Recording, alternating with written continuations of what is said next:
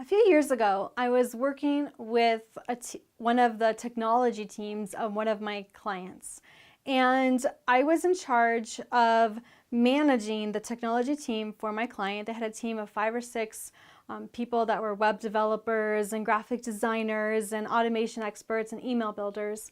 And I was responsible for making sure that their team got projects done on time and on budget.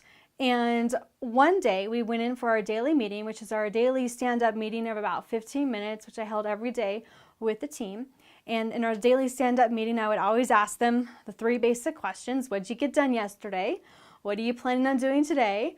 And do you have anything that's blocking you from moving forward?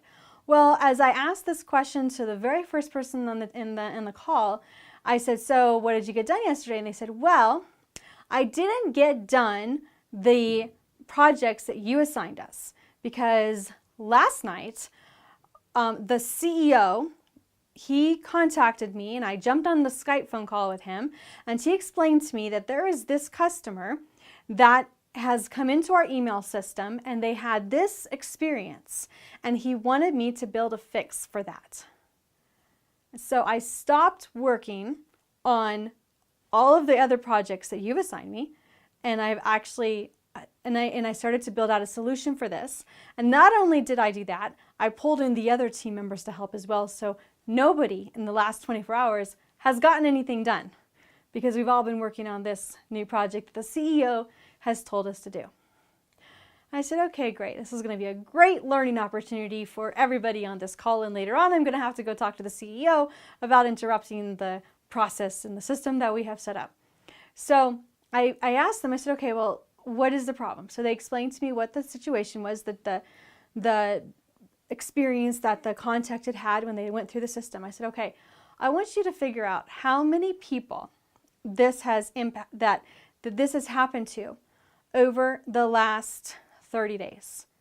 And they said, okay. And I said, no, I want you to find out right now. So I said, I'll wait. So I waited on the call and they dug up the data and they said, well, it looks like it's impacted about 2 people in the last 30 days. I said, okay, great. How many people has this impacted in the last 12 months? So, okay, well, it's impacted about, they did some more research, they go about 12 people in the last 12 months. I said, okay, great. So this problem, we're saying it's impacted 12 people in the last 12 months. I said, okay. Now you probably don't, and I explained to them, you probably don't know, but let's just take a guess. If customer service, when this problem happens and customer service gets involved, how long does it take customer service to fix this problem for them? They go, oh, about 3 minutes. I said, great. So customer service in the last 12 months for 12 people has spent about, 30 minutes, maybe an hour total. How much do you think we pay customer service? They go, I don't know. So maybe we pay $20 an hour. So maybe we spent $20 in the last year to fix this problem manually by a customer service intervention for 12 people. Okay, great. Now, how much is it going to cost you to create an automated way to fix this problem? They go, oh, wow, it's really complicated. It's going to take us at least another 35 hours in development work, and we're going to need at least 4 people on the team. I said, okay, so you're telling me that you need 4 people to spend 35 hours. How much do you guys get paid? And I said, don't answer that question, but just think about it. How much do you get paid? How much is it going to cost me to fix this problem, to create an automated way to fix this problem? And not only that, all of these other projects that we had in our queue, they're now on hold. And now the projects that we have deadlines for, that we have agreed upon deadlines, all of those are now going to be delayed by another week. And these projects over here that you are putting on hold, they are all revenue generating projects. This that you're trying to build, how much revenue is it going to generate? And they said, oh, well, nothing. It's not going to generate any revenue at all. I said, exactly. So the lesson that I wanted to teach them, which I later then spoke to the CEO about, is this. And this is a lesson that I learned from a marketing director of another organization that I worked with another one of my clients. And that's this. If you give a problem to a smart person, they will immediately set about trying to figure out how to solve that problem, never stopping to consider, should this problem be solved in the first place?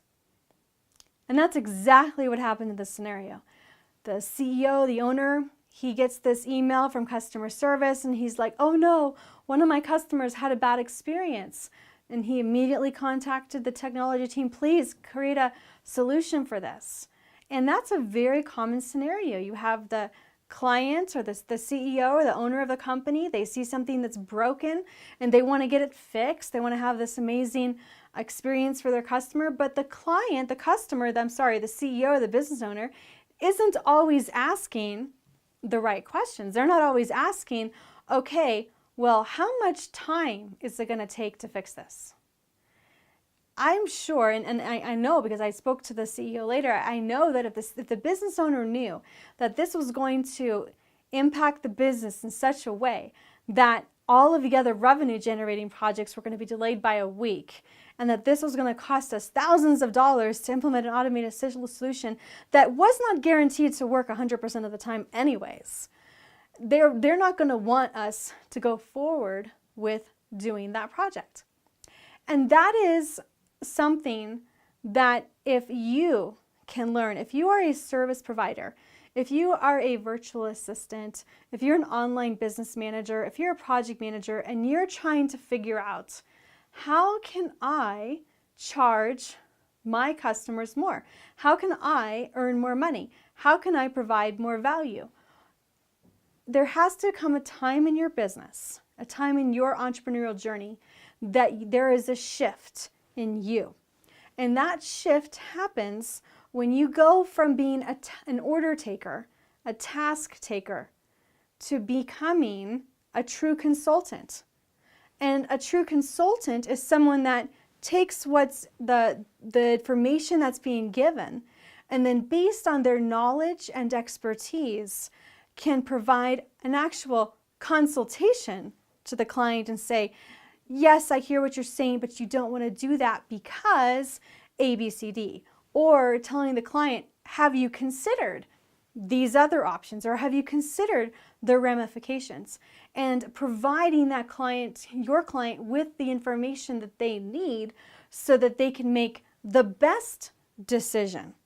And that's how you can make a shift from becoming a virtual assistant or an online business manager into someone that's performing now at a director level, at an executive level, or if you're an employee, or as a high paid consultant level or a trusted advisor level, when you start to think about these things in a deeper way. And the questions that you need to ask is, should this problem even be solved in the first place? Does this need a solution? How much impact does this have on revenue? If I create a solution to this, if this proposed solution, if I implement it, how much more revenue is it going to generate? How much impact? What's the impact on revenue? What is the impact on our customers, and the impact on the people that are paying you money? And what is the impact on my staff? How much time is it costing my customer service to deal with this issue in a manual way? Or how many customers is this impacting on a yearly basis or on a monthly basis? So ask yourself those questions before making a commitment or a decision that we're going to go off and figure out what is going to be the complicated solution for this problem. Another example of this is a lot of times we'll have problems with technology not working for one person. And most of the times this is due to a browser incompatibility or an operating system they're not working together. And so as a business owner, as a consultant, if you have one person report an issue, number one, you're not going to be able to figure out why, because it's just one person that reported the issue. And then if you have 20 people that report the issue, then you have to look at each of those individuals and go, well, what do they all have in common? And then you can play detective and figure out, oh, it's because the campaign was built wrong. Oh, it's because the landing page is wrong. Oh, it's because the wrong link is here.